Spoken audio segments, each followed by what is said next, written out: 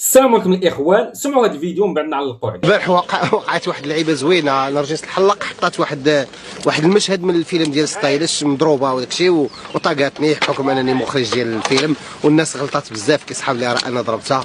شنكون انا كاع غنكون نتصور ما نديرش لهذيك الحاله. على العموم هذيك لقطه من الفيلم ديال ستايلش.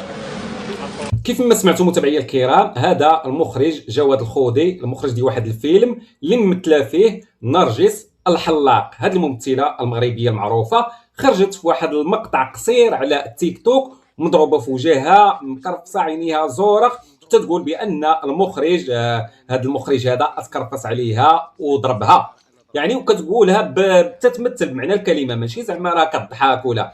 من بعد داز واحد 3 ايام او 4 ايام حتى انتشر الخبر والناس بدات تتفاعل مع الخبر. عاد خرج هو في واحد الفيديو وقال بان حقا هذاك غير التمثيل، هذاك الشيء اللي كان في وجهها غير غادي تمثل واحد الدور في واحد الفيلم اللي سميتو كذا وكذا، وانا ما نقدرش ندير هذا الشيء. يعني ولاو تيديروا الاشهار على ظهر المغاربه وعلى ظهر مشاهده المغربي بواحد الطريقه اللي استفزازيه. تخيلوا معايا، علاش ما يخسرش الفلوس مثلا او يخرج مباشره ويقول راني دايرين واحد الفيلم، كنتجوا واحد الفيلم وغادي يخرج في الوقيته الفلانيه وان شاء الله بقاو معنا وغادي يعجبكم الفيلم وكذا وكذا. المهم هذا مثال، ولكن باش يخرج بواحد الطريقه كيف ما قال صاحبنا، هادو تعتبرونا طبات ماشي بنادم. يعني مثلا واش حنا ما عندناش العقل؟ واش حنا ما ذكيينش زعما؟ نتوما خارجين ممثلين علينا بركه، كتمثلوا علينا غير في التلفازه اللي يجعل البركه، ولكن باش تمثلوا علينا وتضحكوا على العقل ديالنا على وسائل التواصل الاجتماعي، يعني كل شيء اعتقد بان داك الشيء راه بصح، والناس بداو تيتفاعلوا وكذا حتى جمعوا واحد القاعده جماهيريه. عاد خرج هو حقه ما حقه، واش انا نقدر ندير، واش انا نقدر نضرب، هذيك راه غير واحد المقطع من واحد الفيلم، ها سميتو راه غير خرجت غير بغات تضحك. ما كاين لا ضحك لا والو، هذا راه داروا بواحد الطريقه ذكيه بزاف، داروا الاشهار للفيلم ديالو. يعني هادو ما تعتبروش ان المغاربه راهم اذكياء الصراحه، وخصها تحاسب. لا جينا للواقع، لان هذا راه نشرت واحد الخبر غير صحيح، والقانون تيقول بانك لا نشرتي واحد الخبر غير صحيح، واحد الخبر اللي كاذب، راه يقدر تتابع قانونيا. ولكن هاد الناس واش من فوق القانون؟ واش ما فهمتش انا. وكان نشر الخبر شي واحد اللي عادي على وسائل التواصل الاجتماعي يقدروا يتابعوه علاش وكذبتي وفعلتي وتتنشر اخبار كاذبه. ولكن هذا حيت ايش ممثل مخرج ونرجس الحلاق ممثله ومعروفه، هذوك لا حرج عليهم، حلال عليهم وحرام عليهم. يعني اعطيني الاراء ديالكم في هذه النازله وفي هذه القضيه هذه. اما فيسبوك يحر المعروف اللي تيدير الخير، كيحفر الابار في الدواوير اللي بعيده اللي ما عندهمش الماء، صراحه برافو عليه، كيتشكر على هذا العمل وربي غادي يجازيه الدنيا واخره. تيحفر الابار الناس اللي ما عندهمش، اللي ما وصلوش للماء، صراحه تيدير واحد الخير اللي الحكومه المغربيه وما دارتوش. تيجي واحد الانسان اللي عادي وبسيط ودار هذا العمل الكبير بزاف.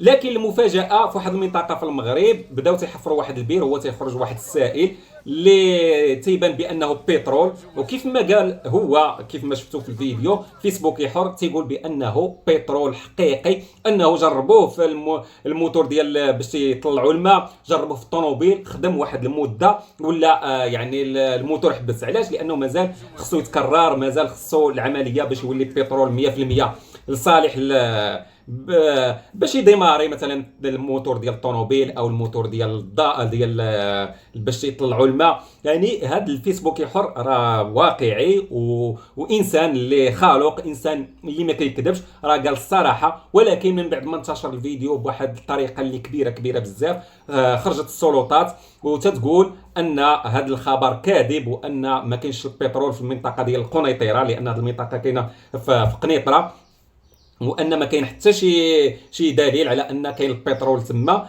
انا بالنسبه لي فيسبوك يحر غلط واحد الغلطه لانه ما استشارش مع السلطات. وهذا الخبر هذا الا كان صحيح يقدر يجيب مشاكل للمغرب.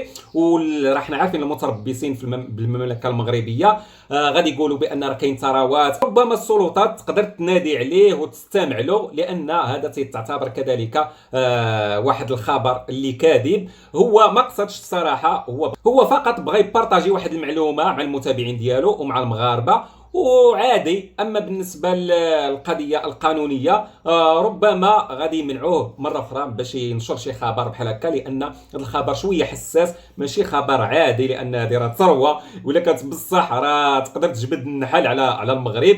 واعداء المغرب والمتربصين بالمغرب كاينين منهم بزاف تيتسناو غير فرصه. لذلك فيسبوك حر دار واحد الغلط، ولكن عادي ان شاء الله ما غيوقع والو. الحمد لله البلد ديالنا اللي هي المغرب راه عامره ثروات، راه فيها الالاف ديال الانواع ديال الثروات، منها الفوسفات، السمك، الثروات البحريه، الثروات المناجم مثلا، الحديد، الذهب، يعني بزاف. ولكن الغلط اللي علاش مثلا حنايا فقراء وعلاش المغرب فقير كدوله فقيره، ان هاد الثروات تمشي لعند مسؤولين، تمشي لعند الناس اللي ما يستاهلوش، اللي ما تيعطيوش واحد الاهميه لهاد الثروه باش يخرجوها، باش يستغلوها على اكمل وجه كيف ما تنقولوا، يصدروها، واللي بقى يبقى في المغرب وداك الفلوس ديال التصدير